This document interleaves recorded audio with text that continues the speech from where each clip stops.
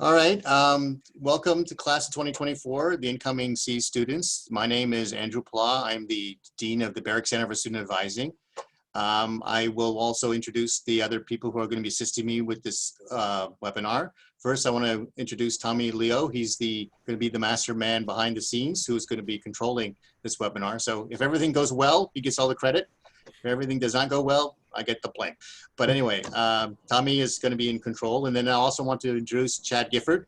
He's an assistant dean in the Center for Student Advising who has a special role with the engineering school. He and I both sit on the committee of instruction for the engineering school. Chad, do you want to introduce yourself, say a few words?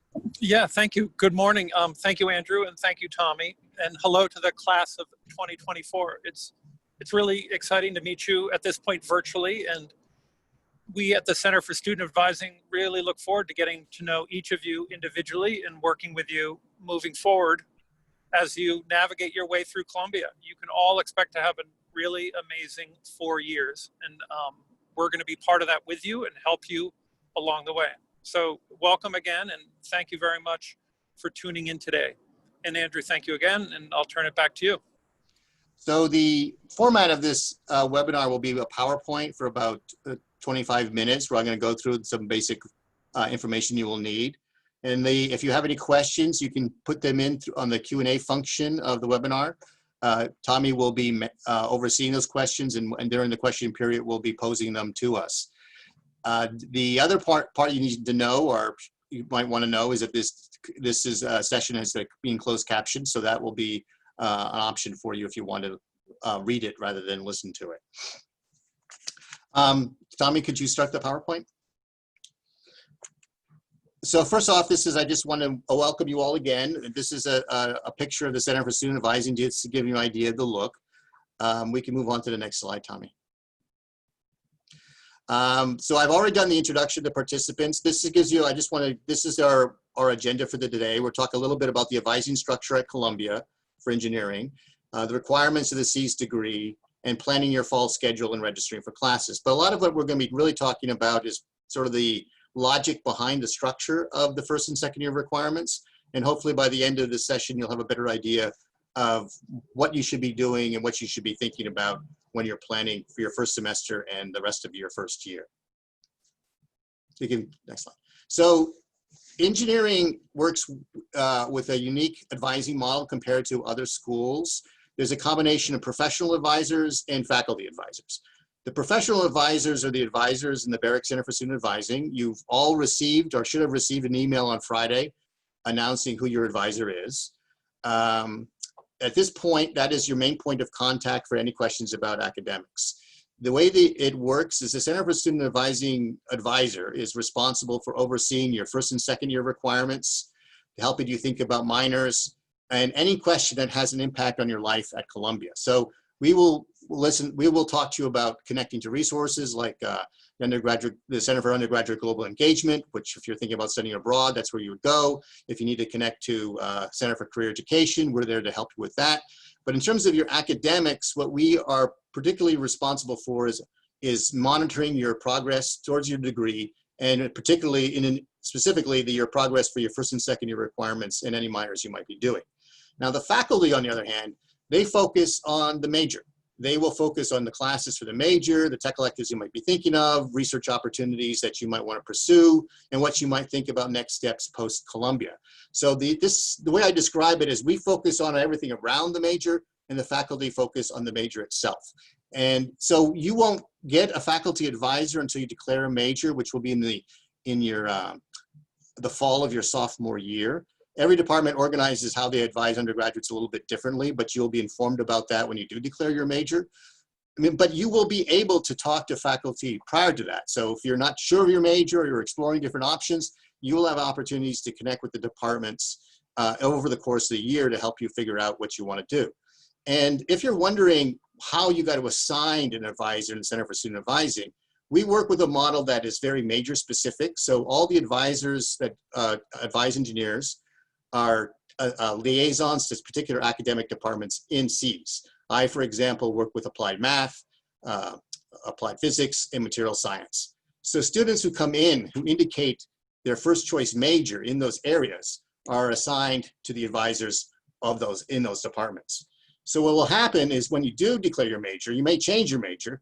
You may, pursue a different path than your first choice on your admissions application. And that means you will be switched to a different advisor in that department. But don't worry about that you are allowed to explore. About 50% of all C students choose a different major than they indicated on their application. So if you're unsure of what you want to do and you're wondering where you might want to go, it's okay because everybody's in the same boat. You may end up confirming that your first choice is what you want to do, but there are other options and you can explore them. We can move to the next slide. So what are the basic requirements? You have 4 years, 8 semesters to graduate. You have to complete 128 credits.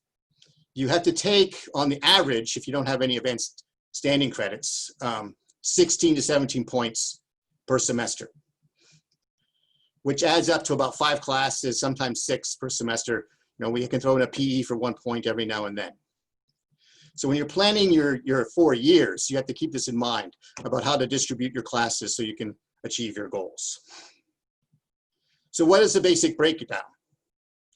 You have to do these 128 credits, which will include your first year of requirements, with the first and second year requirements, which we'll be focusing on primarily today, your courses for your major, and any other points you might need to get to 128. In many majors, if you do all your first and second year requirements, you do all your requirements for your major, you will be at the 128.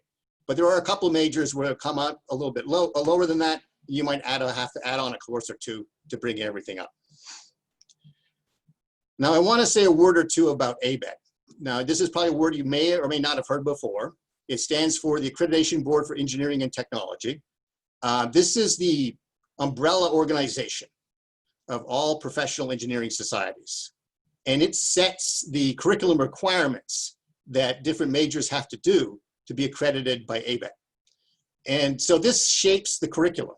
This determines some of the limitations of what you can or cannot do if you're pursuing a particular major.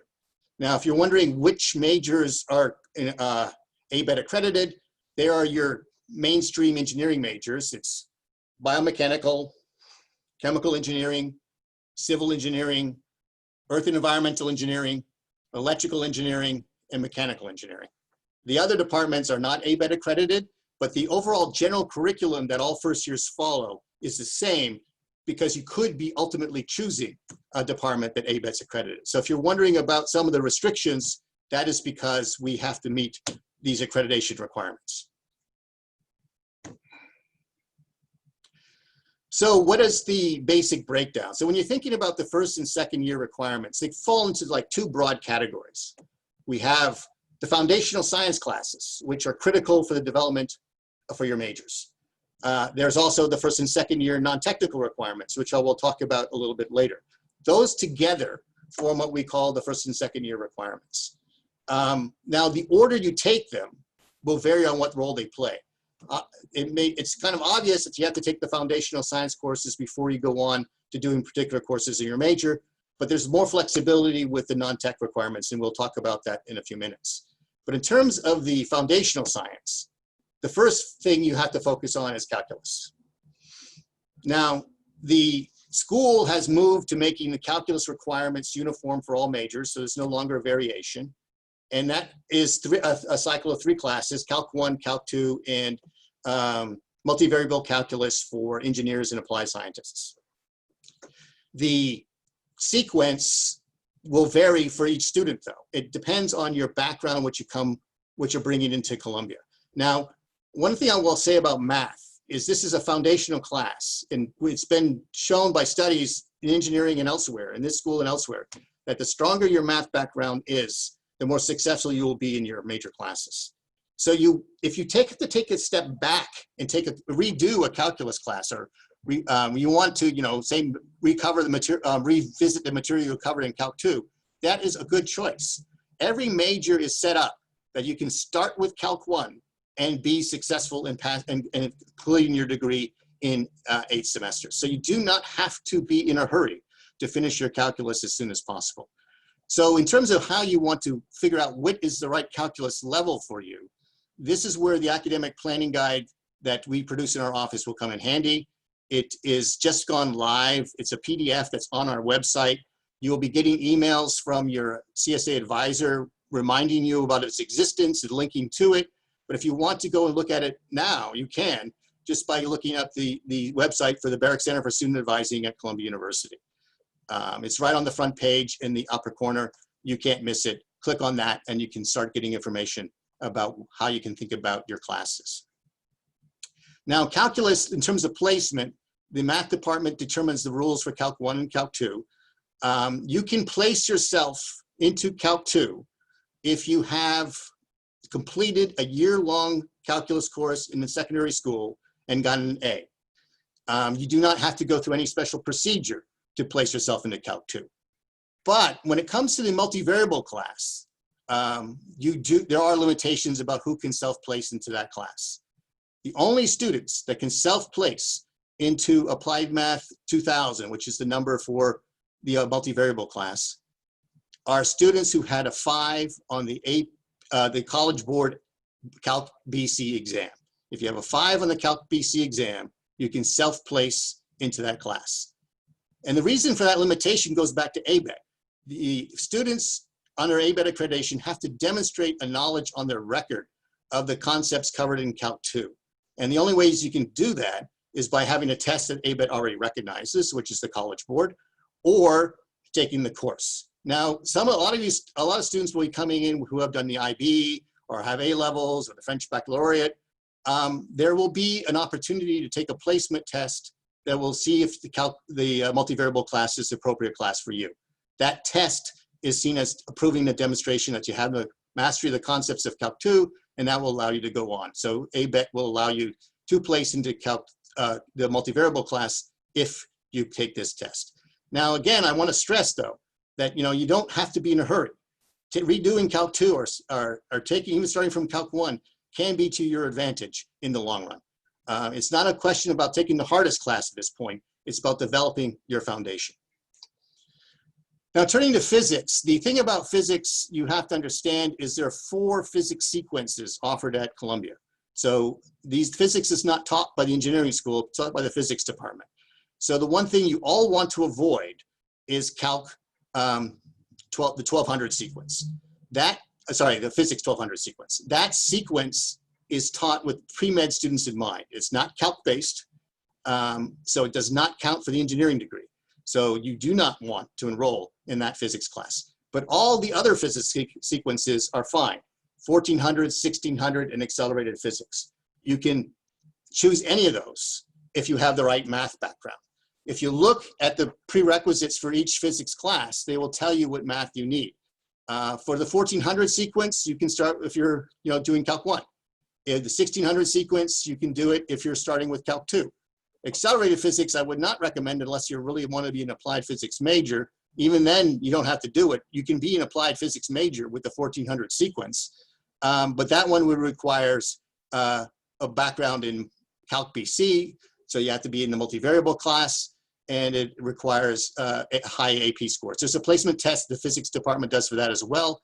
But I think what you have to realize for engineers, your goal here is to learn the material and then apply it in your junior and senior year. So you don't have to do accelerated physics in order to learn the material. You're perfectly okay with the 1400 sequence, and that sequence was created by the physics department with engineers in mind. So if you're thinking about what sequence I should focus on, the 1400 sequence is fine. It covers all the material you need to know, and it moves at the pace that matches your calc background. Or it might actually be a little bit behind where your calc background is, but it moves at the pace that you can handle. So physics is something you'll have to do, and you'll have to do at least 2 semesters of it. Now, there are some majors that will require 3 semesters, but that's a course you'd be picking up in your sophomore year, so we're not going to talk about it today. But that is one of the variations between majors, is all require at least 2 semesters, but there's some that will require 3. Moving on to chemistry. Chemistry is another thing you have to think about a little bit in terms of your long-term planning. Now, every engineer has to do at least 1 semester of chemistry. Most engineers do Chem 1403, which is Chem 1. Most do that in their first semester. You do not some students want to do the first year organic chemistry, some students want to do the second term intensive chemistry. Now, those other options make sense if you're thinking about a major that requires more than one term of chemistry. But you do not have to take those higher level classes if you want to if you're not thinking of those majors. You only need one semester, and Chem 1403 will fulfill that. Now, if you're thinking though, you want to keep some majors in play, you can always do Chem 1403 and then Chem 1404 later, second term, if you want to keep in mind a major that requires 2 terms of chemistry. Now, what majors do require 2 terms of chemistry? One's chemical engineering. The other one, I think it's biomedical engineering does. I can be, if I'm wrong with that, someone can correct me. And earth and environmental engineering does as well. Material science used to, but it's now moved back to, it's moved to having only one term of chemistry. So when you're thinking about your chemistry placement, again, it's not, you can self-select and put yourself in Chem 1. You don't have to go through any kind of test, and it may suit your needs, and that will be enough of a background in chemistry for your next 4 years. Turning to the lab requirement, this is another requirement that is the same for all engineers, in the sense every engineer has to do a lab. But what lab you do will depend on your major. There are some labs that are recommended, but the others that they can often be replaced. So, for example, some majors might recommend you do a physics lab, but they will also, if you look at the the C's bulletin, they will see these charts, and in these charts for the majors, there are often little footnotes which will say can be replaced by chemistry lab. The bulletin for this year is not yet available, but you can look at last year's bulletin. It's still online, and you can look at these charts, and they will indicate what your options are. So the reason why I'm talking about this right now is that if you're thinking about maybe doing a chem lab this year, most students will do that in their second semester. The people who take chem lab in their first semester are usually in second term intensive chemistry, or in the first year orgo class. If when they take the placement test of the chemistry department, if they're going to run it the same way they have in the past, they will get, students will be recommended to take one lab or another this semester. They don't have to follow that recommendation, but that will give you that option. Now, but if you're thinking, okay, I really would, mainly the lab I'll be doing will be physics, you can not think about this at all for this year, because the physics lab is taught after the second term of physics. So, the way physics teaches their lab is you do the first term of physics, you do the second term of physics, and then you do the lab as a freestanding class. So the earliest you can do the physics lab is your first semester, your sophomore year. So if physics lab is the lab you envision yourself taking, you don't even have to worry about the lab requirement this year. You can set that aside and revisit it when you're registering in the spring for next fall. Andrew, this is Chad, and if it's all right, I might just jump in to underline what you said. A lot of students will mix up the fact that they think that the lab is taught with the class, with the lecture. You faded out there, Chad. Well, and what Chad was saying is that a lot of and in some cases it is, in some cases I'm sorry, I'm trying to make the point that.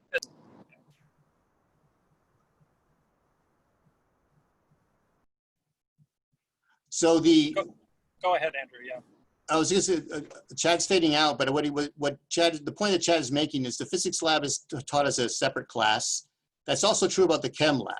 So when you're taking chemistry, you're not taking a lab in conjunction with it. You're not required to do that. Other schools, and you may be familiar with other schools, will have the lab being taught in conjunction with the class. That's not how chemistry is taught here. That's not how physics is taught here. So you have the lab is treated as a separate course, and you can put in your schedule where it makes sense.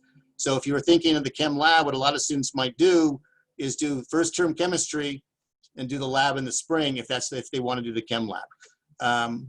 They just replace one with the other. So you have some variations in there.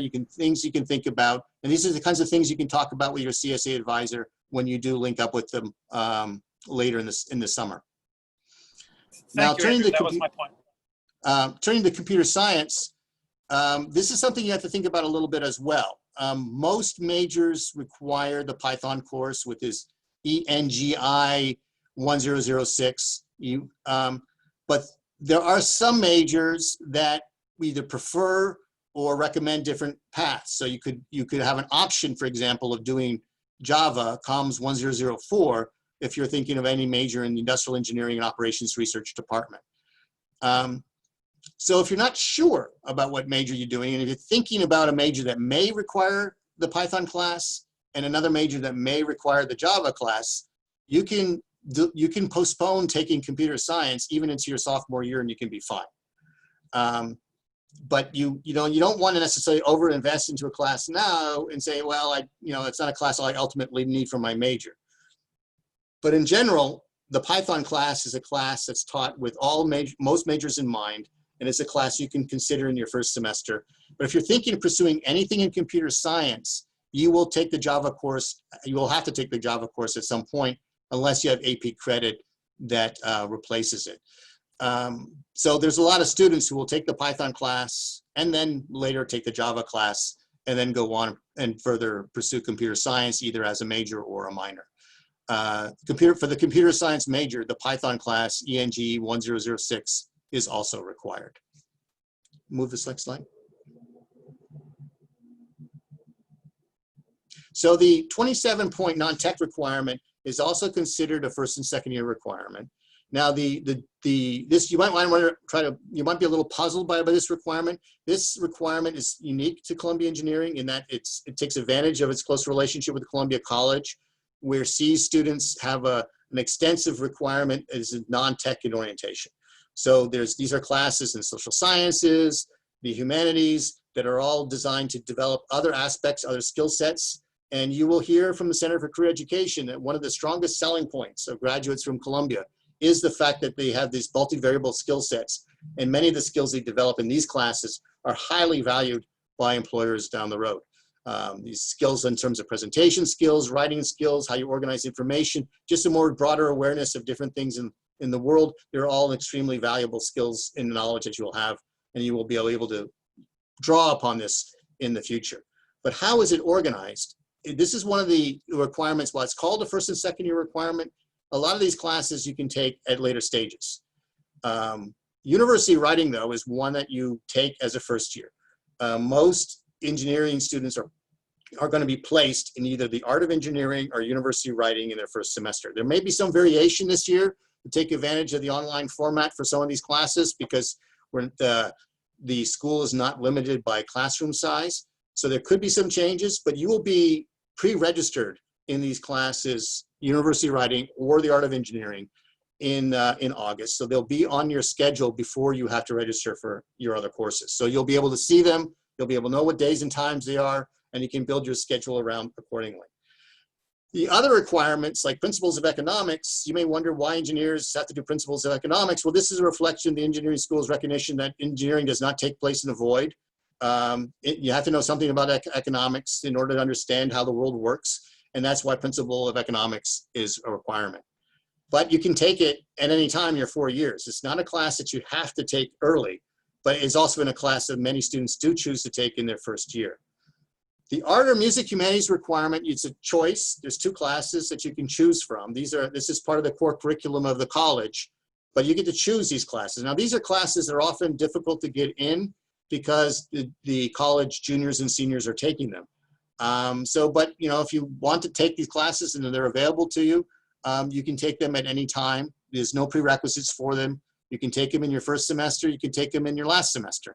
I don't recommend you take it in your last semester because the last thing you really want is not to get into the class you need when you need to graduate. So if you're going to put it off, don't take it any later than your 7th semester. That would be my recommendation. In terms of the humanities sequence, you have choices there too. These sequences are built around 3 sequences that the college students have to do. The college students have to do all 3 of these. You get to choose one of the 3 sequences. Literature, humanities, contemporary civilization are classes that are taught in a fall-spring sequence. So you have to take the fall in order to do the spring, and you have to complete the sequence to fulfill the requirement. So if you start off with literature, humanities, and you said you don't really want to do the second half, well, you could count that literature, humanities as a non-tech elective class, but you still have to do another sequence. So when you're doing Lit Hum and CC, there are some limitations that when you start it, you have to start in the fall to do the spring. The Global Core, on the other hand, is a cluster of classes that are not sequential, but you have to do 2 of them. and you can choose them anytime. So every semester, there's a number of courses that are offered that are labeled as fulfilling the global core requirement. You can select one, say you might do one in your first year and then do another in your junior year. But but that's fine because you can do the sequence spread out over time. So again, gets to my point that while we call it a first and second year requirement, that's because where it falls on the grids that the different departments outline, you don't feel pressure to do these classes now. You can do these classes in your junior year and senior year, and a lot of students like having the variation. You know, if you're doing 4 or 5 science or engineering classes and then have a non-engineering class in the mix, it helps break up the focus. It's just a change of pace. There's a different way of thinking, and a lot of students like having that alternative. Now, the non-tech elective requirement, you notice that the number there is 9 to 11. Well, this is because literature, humanities, and contemporary civilization are both 4-point classes. If you take those sequences, you only have to do 9 credits for non-tech. The global core classes, on the other hand, are 3 or 4 points. So depending on, if you're doing the global core, depending on the mix of classes you take, you may end up having to do 9 points in non-tech elective, or you may have to go up to 11. And all these requirements have to add up to 27 in the end. And the non-tech elective part is where the variations come in with these 2 sequences. Now, when you're thinking about non-tech elective, the other thing you should know is that your AP credit, events placement credit, can count for non-tech elective. So if you have an IB score of 6 or 7 at a higher level, say in English, you will get 6 credits for that, and that will count towards your non-tech elective requirement. So many of you may have already done a lot of work towards your non-tech elective requirement, and you didn't even know it, and now you can plan. And once you look at your scores, you can figure, okay, this is going to count for that requirement, and that will give you other choices you can make. It frees up space for other classes. The other thing you should know about the non-tech elective requirement is this is the only requirement where you could take a course pass-fail. Every class you take in engineering, except for classes that are only taught pass-fail like PE, has to be taken for a letter grade, except for the non-tech elective requirement if the course is 3,000 level or higher. You can take up to 2 courses at the 3,000 level as pass-fail. You get a P in the class, and that will count towards your degree. So that the engineering school did this to encourage students to take, push their boundaries, take harder level classes, but not necessarily have to feel like they're risking their GPA while they're doing it. So it's gives you that little bit of a safety net if you're taking a 3,000 level English class, that if you want to take it pass-fail, you do have that option. Next slide.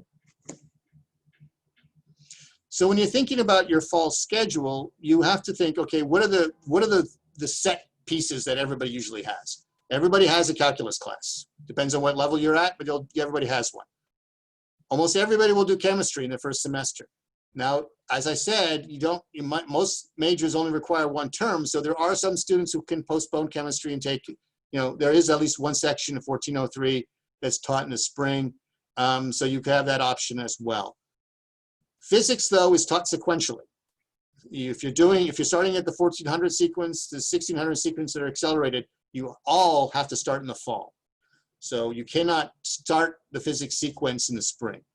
Everybody, if they're going to be on track to fulfill their first and second year requirements, has to be in a physics class in the fall, and they will continue in physics in the spring.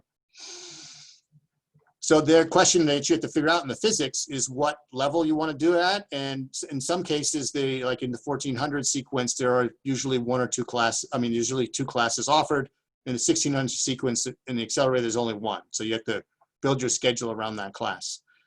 You will also be taking either the art of engineering or university writing. Usually half the class in one, half the class in the other. Again, there might be some variations this year with taking advantage of the fact that not everybody has to be in classroom. You will be informed about those the variations by the time you're pre-registered in your courses. And again, the pre-registration will be taking place, usually it's like August 7th or 8th, it's the first week of August. So you'll see them on your record, and that's a good 3 weeks before you have to register. If you're wondering when do you first register for classes, the main registration date is the Friday before Labor Day weekend. That is the date that first years can all go in the system, and there's no other people in the system except incoming students, and that's when you can register for classes. What's also listed here, if you're thinking about if you wanted to take a 5th class, other courses you can consider. But you don't feel that pressure to take a 5th class. One of the things that I don't know, I'm presume all of you got Mary Boyce's message about how the 3 terms will work. You could stretch out your first year requirements and take 4 classes, fall and spring, and then a couple of classes in the summer A session. So you have some options to be, slow down the pace and spread out the pace if you wish. But if you want to, take a 5th class, these are some of the classes you consider.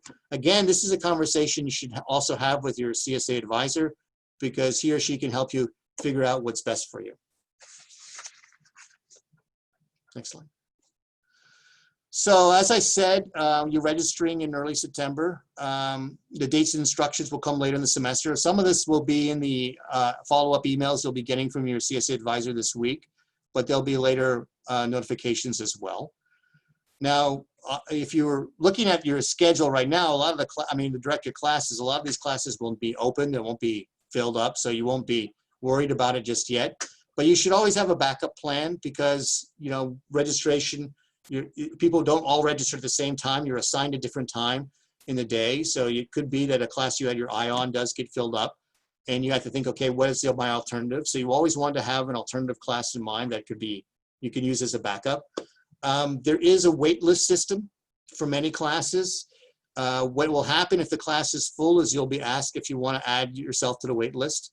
There's 3 wait lists per student. So you can only be on the wait list for 3 classes. And depending on the wait list, you could be placed into the class. So what I mean, depending on the wait list, is that some of them are automated in a sense, and they'll tell you what your number is. So as someone drops the class, you're added.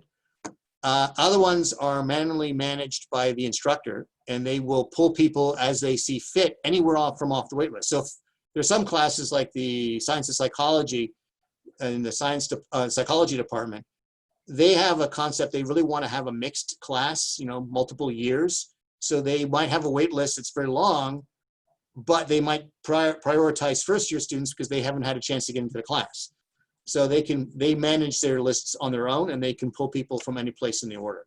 So if the list is listed as manual, that's how it will function. And again, these are all things that you can talk to your CSA advisor about. The mechanics of registration is something we're all familiar with. We've advised students for years about the processes, about how the different tools work, what works best, what are the options you may want to pursue.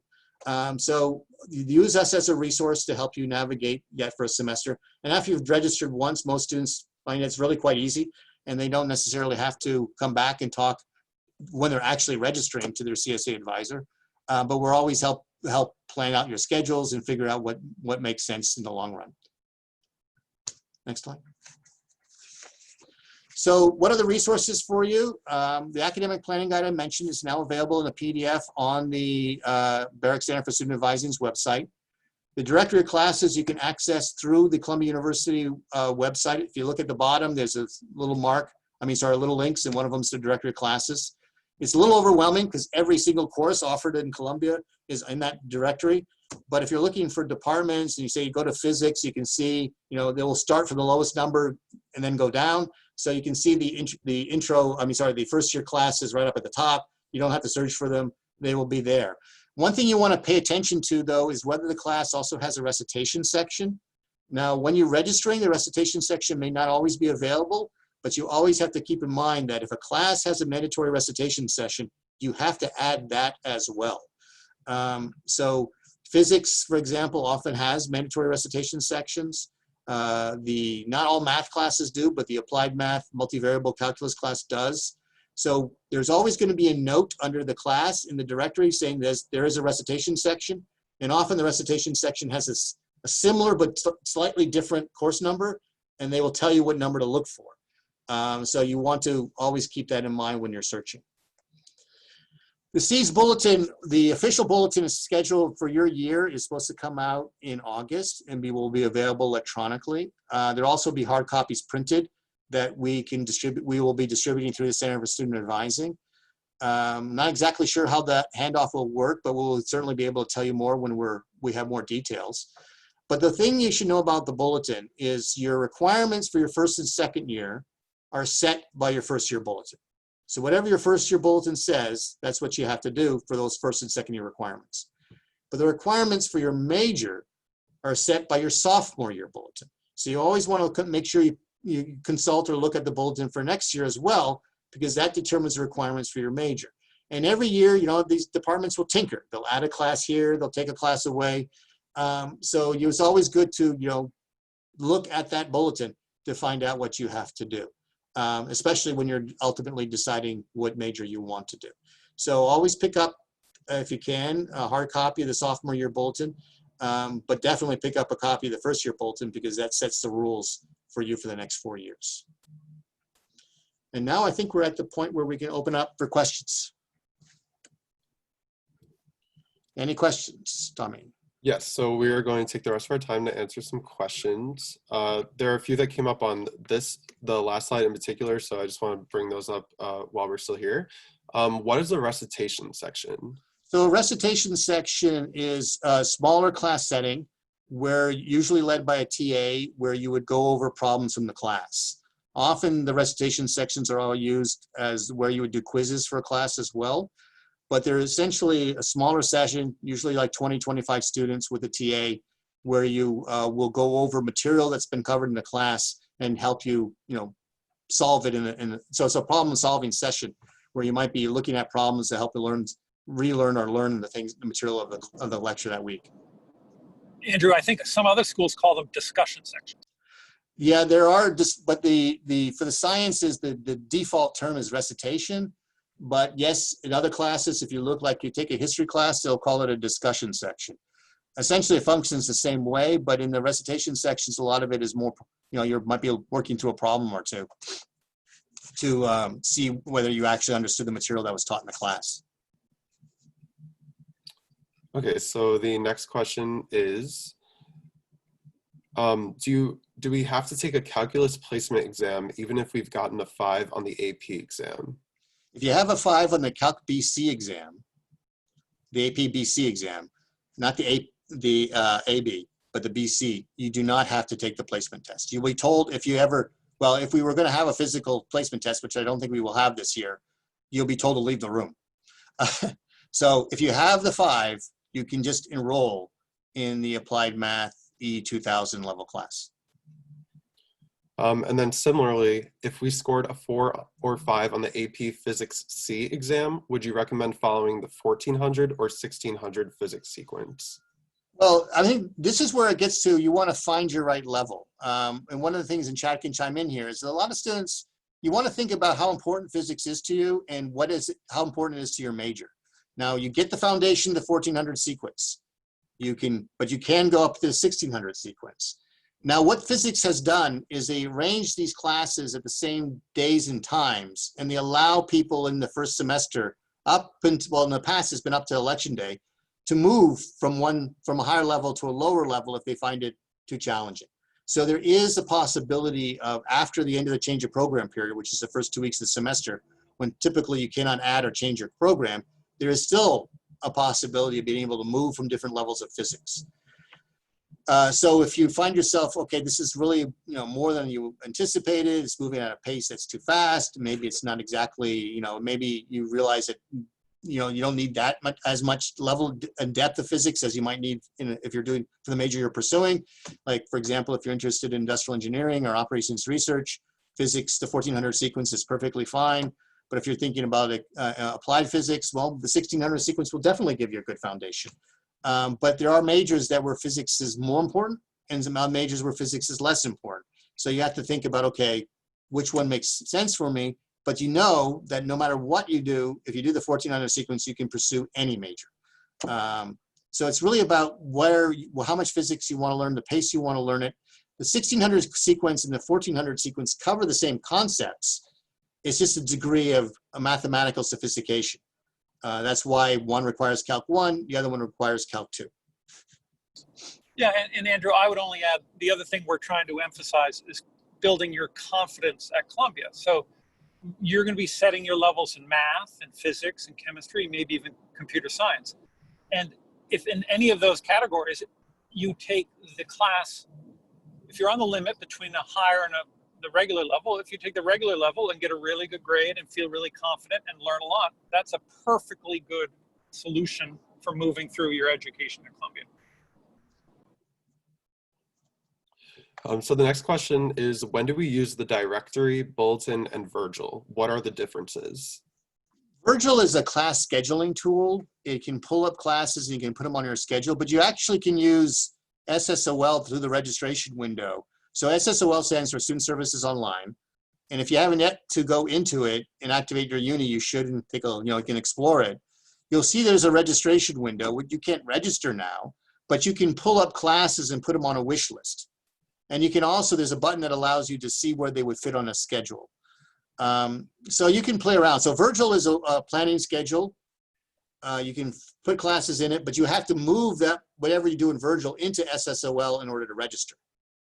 But if you have it already built in with SSOL in terms of the classes you want to add, you can literally press one button and try to add them all at once when you do register. So ultimately, it's through SSOL that you actually register. So the directory classes will help you figure things out, like what the class, so in the directory classes is the information like the course description, the prerequisites, whether or not there's a recitation section. You will not see that information uniformly in every system, but you will see it in the directory of classes. So it's always valuable to look at the directory of classes if you're unsure about the course, what is it going to cover, whether there's a recitation section, whether there's a prerequisite, that will all be outlined in there.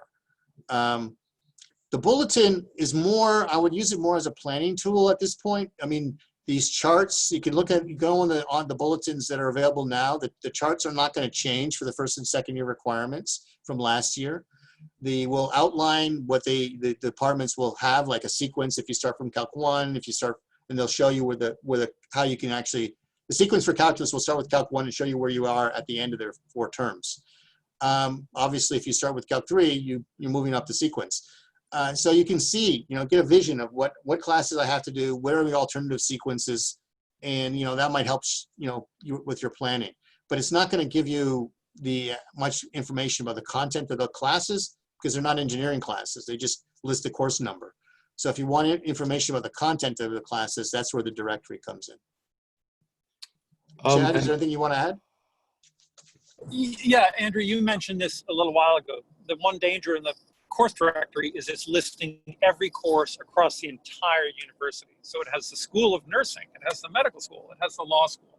So just you'll get very used to the different formats and how you click in to learn about classes. But like Andrew said, at the end of the day, when you find the class that you're thinking about and you click into it, it has all the information that you're going to need. And that can be very helpful in your planning and your thinking and learning about it. And Andrew, also, when is the bulletin for the upcoming academic year going to be put out? Well, the physical copy is supposed to be delivered to our office, the CSA, in mid-August. And so I'm assuming that the online edition will be available at the same time. We just got an email asking us, whether we could receive, whether we'll be physically able to take in the copies at that point. So that is when it should be online. So it may be online after you've been pre-registered in University of Writing or Order of Engineering, but it should be available online. I'm sorry, it may not be online when you're being pre-registered, but it should be online when you're actually registering for the rest of your classes. Okay, so the next question is, if your declared major on your college application is different than what you want to major in now, should you switch advisors? I wouldn't, because we're all generalists. We will work with you. You will be switched at the end of your, so in terms of your first and second year requirements, it's not uncommon for us to, for example, I said I work with applied math, applied physics materials. A lot of my students will come in saying they have changed their mind. Doesn't really matter often in terms of the first and second year requirements because they're pretty much uniform for all the different majors. So we can certainly advise you about them. And we often get students who are, not sure and they're keeping multiple majors in mind. So we'll advise them about what courses they could keep them take now that would count for both, what courses they might want to postpone if they would count for one but not the other.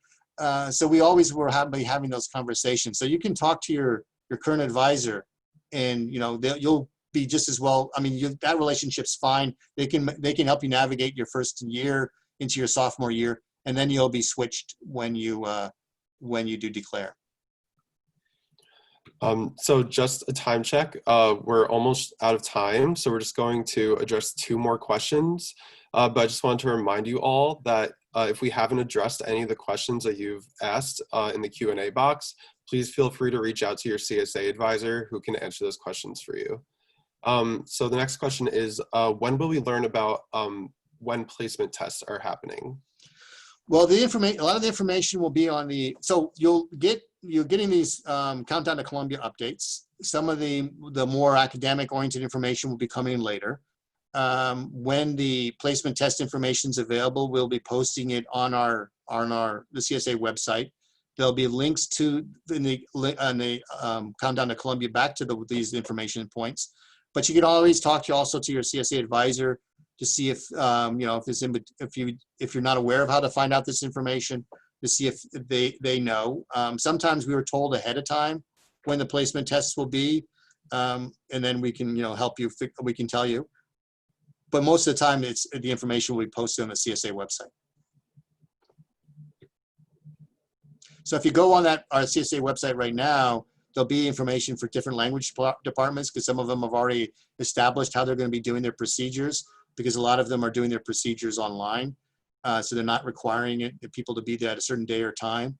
But we will, when we know from the sciences, we'll definitely put them in. Okay, and then the last question, especially this year with the 3-term model, will all courses be available in the summer? When you say will all courses be available in the summer, the answer to that is no. In the sense that, but a lot of the classes that you may be considering will be. For example, Applied Math 2000, I don't think it's going to be offered in the summer. What I was told, it was going to be offered only in the fall and the spring. But Calculus Sequence, Calc 1, Calc 2, they are definitely going to be offered in the summer, though you'll be past that point. The physics department is apparently fiddling with their schedule, so they may offer the 3rd term of physics in the summer, or they might offer things off sequence, so you could possibly postpone the 2nd term of physics and take in the summer. They have not finalized that. Chemistry has always offered 1403 and 1404 in the summer, and I don't think they're going to change their plans. That's been a constant of how they've done things all the way through. But if you're thinking in terms of your core basic requirements, the calculus, the physics, the chemistry, you should be thinking of those as fall and spring classes. Other classes like the lab, the physics lab, I do not think would be taught in the summer A session. Would be taught, they hold that off to the fall. But there are other classes like you might be able to be picking up in the summer session that would be valuable to you. Like the Java class has traditionally been offered in the summer in the past, and I'm presuming will be offered in the summer A session. All this information about what's supposed to be offered the goal is to update the directory classes by next Monday.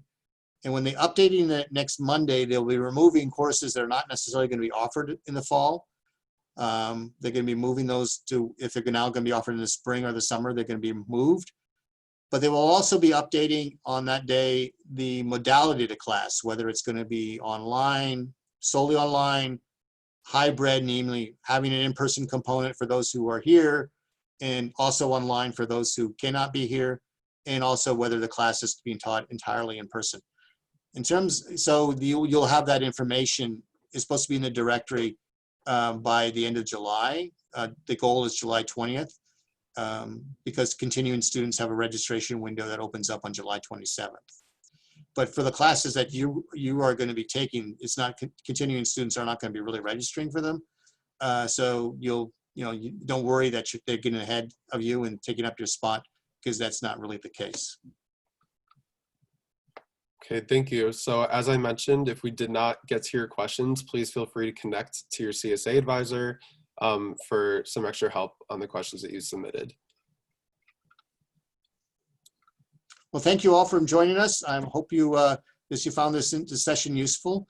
If not, I take all the blame, and everybody else can take the credit.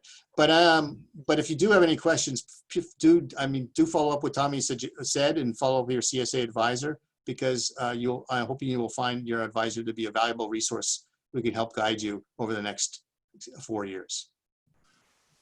Andrew, thank you very much. And the only thing I'd add is just to echo what you just said, reach out to your CSA advisor. I think your initial conversations are going to be pretty technical about your registration and worrying about your placement. But the longer term idea of your relationship with your CSA advisor is to really get into the deeper topics of who you are and who you want to be and what makes you tick and what interests you in the long term about being an engineer. And those are the really rich and wonderful conversations that we look forward to having with you. So thank you everybody for coming. Thank you, Andrew. Thank you, Tommy. Bye. Thank you. Welcome to Columbia.